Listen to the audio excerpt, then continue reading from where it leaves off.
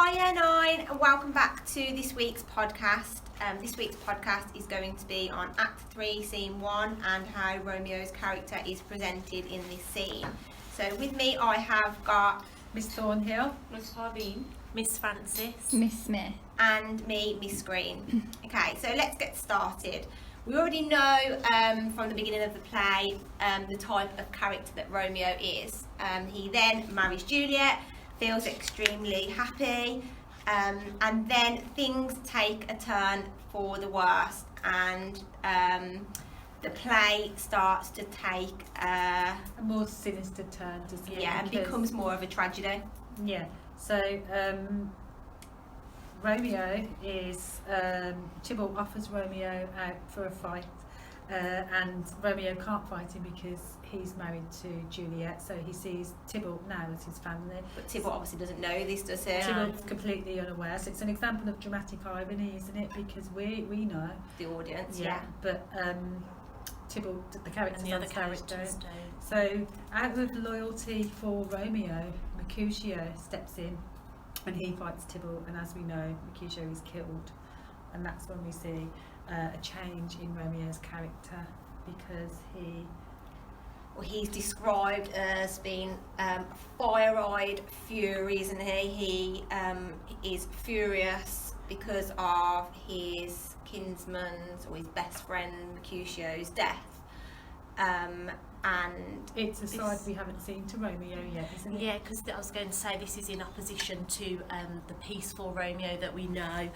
His demeanour has been quite calm. He's like Benvolio, sort of tried to be the peacekeeper, and he's the lover, isn't he? Yeah, that's it. And then with the with Mercutio being killed, it's totally turned his nature upside down, and he's just angry and aggressive. Why don't you think Romeo gets involved in the fighting at the beginning of the play then? Because he's more interested in his own self-pity, isn't he? He's in love with Rosaline, but she doesn't love him back, and he's sitting in his room, as his mother says, with the curtains drawn in the dark. So Romeo is more interested in love than conflict. He's never really been interested in the fight between the two families up until now. Yeah, he was all sort of woe me, you know, he was unrequited love. Yeah, it was just all about himself, really. He had no interest in what was going on with the family feuds. Which, to be honest, is quite a good trait to have,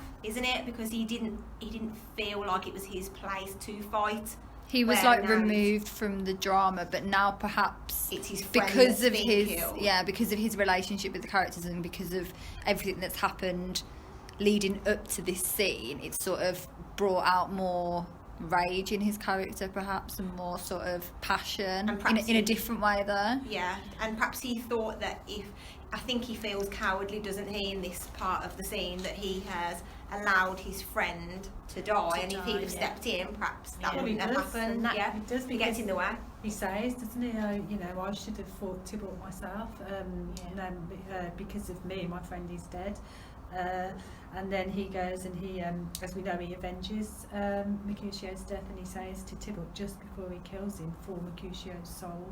So he tells him, this because you killed my friend, I'm going to kill you.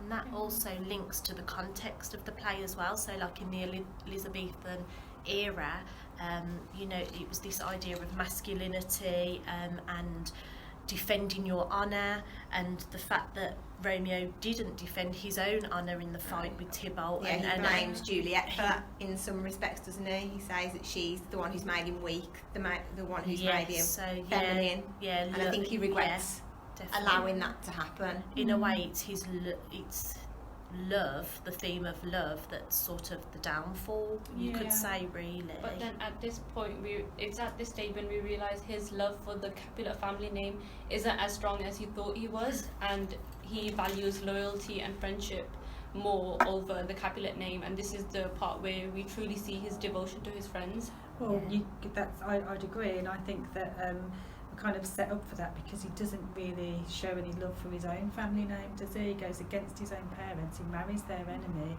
and it's that conflict of interests, isn't it? Yeah, I mean, I don't think you can have it he's trying to have it all, isn't he? He's trying to keep everybody happy, Yes. and that can't. That that just wouldn't always work. results in chaos. Yeah, doesn't it? He Really? couldn't be with Juliet and be loyal to his family, so one had to give, and now his friends died as a result of his lack of loyalty towards. Yes, yeah. So, And it's that yeah. guilt, that overwhelming guilt that he's feeling. Yeah, that causes him to react in the way that he does. And he's quite impulsive, isn't he, in this part of the. And that's why Tybalt dies. He's not using reason, I don't think. No, absolutely not. He's quite reckless, isn't yeah, he? yeah. He's been like that from the start of the play, though, hasn't he? He kind of doesn't think things through. He acts on instinct. Well, yeah. Yeah, We know How the step of his quickly they love fell from in love. And Rosaline, and then he moves on as quickly onto Juliet. So we know that he's not a character that thinks about his actions. He just goes with the flow. He's led by flippant. emotion, isn't he, a lot, in Yes. terms of his actions, like strong emotions. Which is typical of a male of that time. yeah, using their heart instead of their head, maybe. Yeah, because men were, they were strong. They were the leaders. They had the power over everybody else in their household. And Romeo's just not like that, is he? No. So it's interesting how it's like a loss of power. He's lost control. Yeah, definitely. Okay, so we'll wrap it up there, and we will see you next week for next week's podcast. Bye. Bye.